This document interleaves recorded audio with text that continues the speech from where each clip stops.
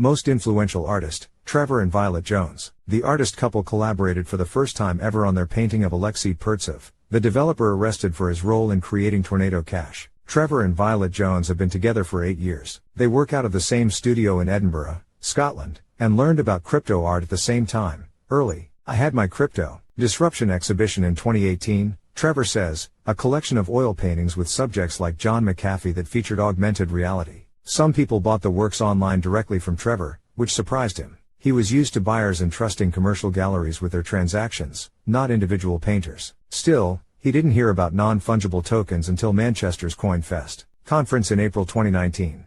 Everything he learns, I learn, says Violet. Trevor dropped his first NFT in 2019, and she followed shortly after in January 2020. This most influential piece is their first collaboration, and it went okay. The couple tells CoinDesk how they managed to compromise and tackle such a serious subject as Alexey Pertsev, the developer arrested for his role in creating the sanctioned crypto mixer, Tornado Cash. We're not making a statement, Violet says of their piece. We're just putting it out there for interpretation. What was your first piece of NFT art, and why did you make it an NFT? Violet, I'm an oil painter now, but my background is in film. I thought in a digital space, maybe I should start with a film. Everybody was trying to find their feet back then. There wasn't an obvious recipe for how to make NFTs. When I decided to start with film, it was a huge challenge, because back then there was no sound. It was only GIF format, which was about 10 megabytes. I got inspired by Hemingway's story in a sentence. I thought, I bet I can make a sentence of a film with a GIF. Trevor, hers was probably the very first NFT film. The challenge was how to tell a story in a loop that is going to have the beginning, middle and end. It's called Master Chef, a horror type film, and I sold it. Mine was ETH Girl with a lot of money. I'd been working on a series of Picasso-inspired paintings infused with crypto themes and iconography. I still wasn't thinking about NFTs, but by the end of 2018, I started talking to Alada, and he asked if I wanted to collaborate. He animated the painting, which we dropped in December. That was a record-making NFT sale at the time, for 70 ETH, or about $10,000. That really opened the eyes of artists in the space who realized there is an opportunity to make a living from selling NFTs. How did you two decide to collaborate on this most influential piece? To my surprise, because Trevor's done collaborations with everybody apart from me, Trevor suggested it. He's been enjoying my recent series of paintings. I thought it was a good opportunity because we've never collaborated on a painting. We criticize each other's paintings constantly. I know there's a lot of collectors out there who will be intrigued by this, because we have different collectors and some who buy both our works. I just thought it would be a good idea, and now I'm regretting every minute of it. They laugh. There were some disagreements. What disagreements? I'm a portrait painter.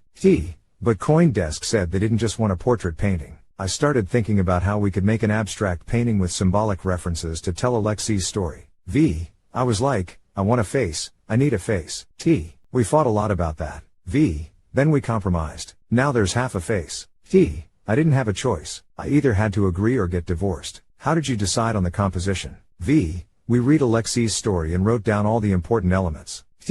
Then we used an artificial intelligence program called DALL-E to help with the composition. The text prompts that we punched into DALL-E were young man with glasses, portrait, 3D rendered, abstract, chaos, prison, tornado, handcuffs, North Korean flag, Russian flag, Web3, red, white, and blue, because the Netherlands is where he was arrested. DALL-E generated more than 110 images. Is there anything about Alexey's work or experience in the crypto/blockchain industry that you can relate to? The moment open source coding becomes a threat to any countries or establishments means there is some control taken away and given to the people. I'm not sure if it translates, but bypassing the traditional institutions and doing NFTs would be for us something like that, taking control over our work and skipping the middlemen. That's a stretch, because nobody's going to arrest us for our art.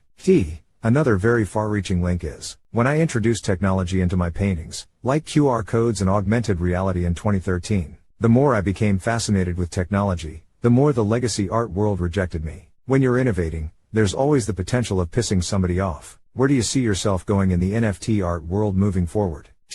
We're not going anywhere. Definitely.